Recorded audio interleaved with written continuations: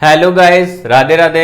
I hope आप सब बहुत बढ़िया होंगे। देखिए, आज की वैकेंसी आ रखी है हिंदुस्तान पेट्रोलियम कॉरपोरेशन लिमिटेड के द्वारा ऑफिशियली नोटिफिकेशन जारी किया गया है और ऑल ब्रांच एलिजिबल हैं। सभी ब्रांच वाले कैंडिडेट यहां पे अप्लाई कर सकते हैं।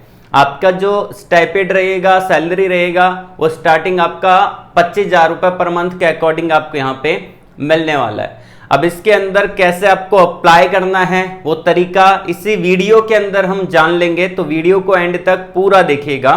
अब देखिए, मैं आपको बिना टाइम वेस्ट किए डायरेक्टली लेके चलता हूं इनके ऑफिशियली नोटिफिकेशन की तरफ। तो वीडियो को लाइक कर देना, पहली बार ही चैनल पे विजिट कर रहे हो चैनल को सब्सक्राइब और बेल आइकन को प्रेस कर लीजिएगा। ये नोटिफिकेशन बाकायदा में यहाँ पे हिंदुस्तान पेट्रोलियम कॉरपोरेशन लिमिटेड के द्वारा निकाला गया है और बिना टाइम वेस्ट के इसके ऑफिशियली नोटिफिकेशन की तरफ हम आ चुके हैं। अब इसके अंदर जो आपका पोजीशन रहेगा वो आपका ग्रेजुएट अप्रेंटिस ट्रेनी का पोजीशन आपको देखने को मिलेगा। 1 साल का ट्रेनिंग प्रोग्राम यहाँ पे रहेगा और बहुत कुछ सीखने का मौका मिलेगा। और यहाँ पे आपको स्टाइपेंड मिलेगा पर मंथ का 25,000 रुपए पर महीने के हिसाब से। देखिए, एक अच्छा खासा स्टाइपेंड यहाँ पे आपको मिलने वाला है और एचपीसीएल से अगर आप यहाँ पे अप्रेंटिसशिप करते हैं तो सीखने का मौका आपको अच्छा खासा मिल जाता है। ये आपका ministry of petroleum and natural gas के अंदर ये आपका आता है एचपीसीएल। ठीक है, अब यहाँ पे इंपॉर्टेंट डेट के बारे में देखें तो 16 मई से स्टार्ट हो चुका है और 30 मई तक ये चलेगा। 15 दिन का यहाँ पे आपका टाइम पीरियड दिया गया है। 15 दिन तक आप इसके अंदर अप्लाई कर सकते हैं और अप्लाई का प्रोसेस हम जान ही लेंगे। यहाँ पे देखिए, यहाँ पे वो कैंडिडेट अप्लाई कर सकते हैं जिन्होंने बीटेक कर रखा है। अब कुछ एलिजिबिलिटी क्राइटेरिया क्वालिफिकेशन जानना जरूरी है। सबसे पहला आपका डिस्क्रिप्शन दे रखा है, एज लिमिट दे रखा है, क्वालिफिकेशन दे रखा है और मंथली स्टाइपेंड आपका दे रखा है। ओके, यहाँ पे आपका ग्रेजुएट अप्रेंटिस का पोजीशन है जिसमें इंजीनियरिंग ग्रेजुएट वाले कैंडिडेट एलिजिबल है। आपका उम्र 18 साल होना चाहिए कम से कम और ज्यादा से ज्यादा 25 साल तक उम्र आपका हो सकता है जो आपका एज है। 30 मई 2025 तक ये आपका एज काउंट होने वाला है। बाकी एज रिलैक्सेशन आपको मिल जाएगा। एसएसटी कैंडिडेट को 5 साल का, ओबीसी कैंडिडेट को 3 साल का और पीडब्ल्यूडी कैटेगरी में अगर आप आते हैं तो आपको 10 साल तक का एज रिलैक्सेशन देखने को मिलेगा। अब देखिए, स्टाइपेंड कितना मिलता है। यहाँ पे स्टाइपेंड बहुत बढ़िया मिलता है। यहाँ पे 25,000 रुपए पर महीने के हिसाब से स्टाइपेंड मिलता है। अब जब स्टाइपेंड अच्छा मिल रहा है तो यहाँ पे कंपटीशन भी अच्छा खासा होगा। ठीक है ना, तो यहाँ पे कंपटीशन अच्छा खासा आपको देखने को मिल जाता है। इसके अंदर अगर मैं आपको बताऊं ब्रांच कौन सी एलिजिबल है, सारी ब्रांच को मेंशन कर दिया। एक तो सिविल है, मैकेनिकल है, इलेक्ट्रिकल है, इलेक्ट्रिकल एंड इलेक्ट्रॉनिक्स है, इलेक्ट्रॉनिक्स एंड टेलीकम्युनिकेशन है, इंस्ट्रूमेंटेशन है, उसके अलावा टेलीकम्युनिकेशन है, कंप्यूटर साइंस और आईटी ब्रांच है। उसके अलावा यहाँ पे आपका परसेंटेज क्राइटेरिया मेंशन कर रखा है, 60% आपके होने जरूरी है अगर आप जनरल, ईडब्ल्यूएस या ओबीसी कैटेगरी में आते हैं, और 50% बोले अगर आप एसएसटी पीडब्ल्यूडी कैटेगरी में आते हैं तो 50% होने चाहिए। जनरल, ओबीसी, ईडब्ल्यूएस कैटेगरी में आते हैं तो 60% होने चाहिए। अब देखिए, 25,000 रुपए का ये स्टाइपेंड यहाँ पे मेंशन कर रखा है जो कि यहाँ पे आपको गवर्नमेंट की तरफ से मिलेगा। ठीक है, उसके अलावा अगर हम बात करें इंपॉर्टेंट पॉइंट के बारे में, देखिए इंडिया के नागरिक यहाँ पे एलिजिबल अप्लाई कर सकते हैं। एमएचआरडी नेट्स पोर्टल पे आपका रजिस्ट्रेशन होना चाहिए। ध्यान रखिएगा, एमएचआरडी नेट्स पोर्टल पे रजिस्ट्रेशन कर लीजिएगा। उसके अलावा अगर हम देखें यहाँ पे कि जो आपका बीटेक है वो आपका 1/4/2022 या उसके बाद का होना चाहिए। मतलब कि यहाँ पे साफ तौर पे है कि 2022 वाले कैंडिडेट एलिजिबल है, 2023 वाले एलिजिबल है, 2024 वाले एलिजिबल है और यहाँ पे 2021 वाले एलिजिबल नहीं है या फिर उससे पहले वाले एलिजिबल नहीं है। देखिए, अप्रेंटिसशिप कौन कर सकता है ये भी आपको जानना चाहिए। अप्रेंटिसशिप वही कर सकता है जिन्होंने पहले कभी अप्रेंटिसशिप नहीं की हो। ठीक है, अगर आपने पहले कभी कर रखी है अप्रेंटिसशिप तो आप इसके लिए एलिजिबल नहीं होते।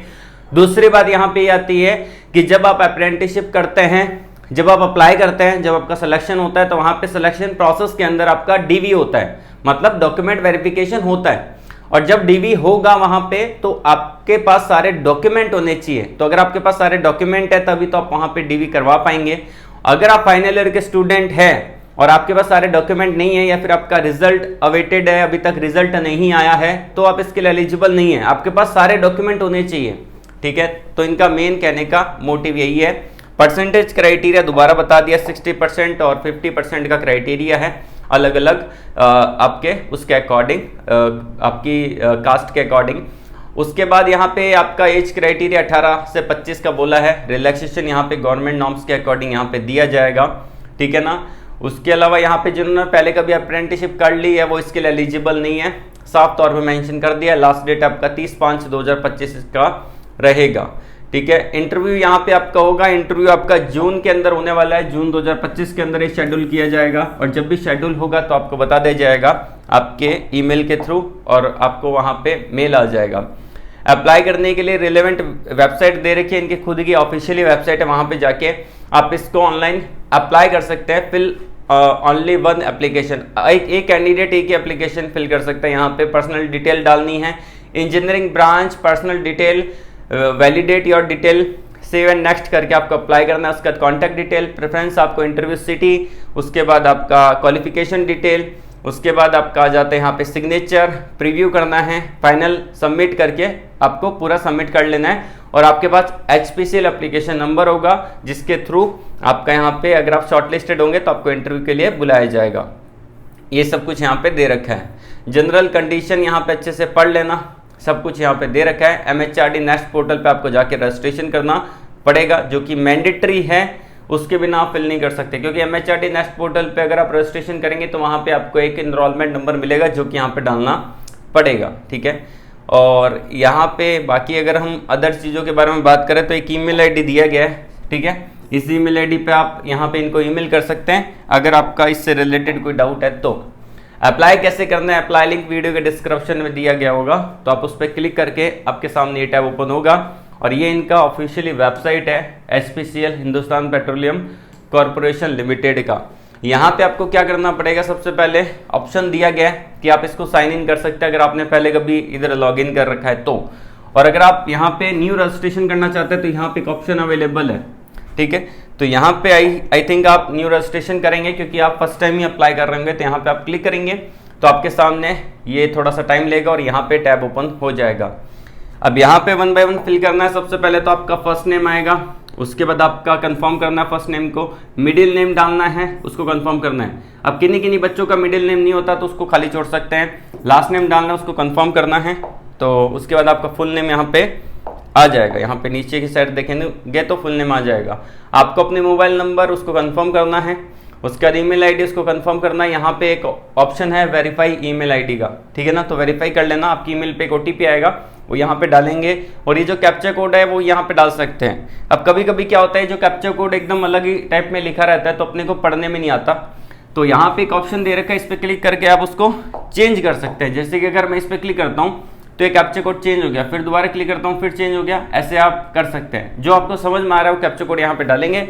उसके बाद यहाँ पे आपको एक ऑप्शन मिलेगा इस साइड में, आप यहाँ पे स्क्रीन पे देख पा रहे हैं रजिस्टर का, तो इस पे रजिस्टर करना है। रजिस्टर करने के बाद आप यहाँ पे लॉगिन कर जाएंगे। देन फिर आपको क्या करना पड़ेगा, यहाँ पे जैसे आपका रजिस्ट्रेशन कंप्लीट होगा तो यहाँ पे आप सारी डिटेल फिल करके इसको फाइनल सबमिट कर सकते हैं। वहाँ पे इसके बाद एक फॉर्म ओपन होगा, उसके अंदर आपसे एक इनरोलमेंट नंबर मांगा जाएगा। अगर आपने MHRD नेक्स्ट पोर्टल पे रजिस्ट्रेशन नहीं कर रखा है तो आपके पास फिर इनरोलमेंट नंबर नहीं होगा, फिर ये वाला फॉर्म फिल नहीं होगा। तो आपको पहले MHRD नेक्स्ट पोर्टल पे रजिस्ट्रेशन करना है, वहां से आपको इनरोलमेंट नंबर मिलेगा, उसके थ्रू आपको यहाँ पे अप्लाई करना है। क्योंकि अगर आपके पास इनरोलमेंट नंबर होगा तभी आप यहाँ पे डालेंगे, उसके बाद ही आपका फॉर्म फिल होगा, ठीक है। और इससे रिलेटेड किसी भी प्रकार का डाउट है वीडियो के कमेंट बॉक्स में कमेंट करके पूछ सकते हैं। और सारे लिंक वीडियो के डिस्क्रिप्शन में दिए गए हैं, टिकट जाके चेकआउट कर लेना। तो आज के लिए बस इतना ही। ऑल द वेरी बेस्ट, जय हिंद।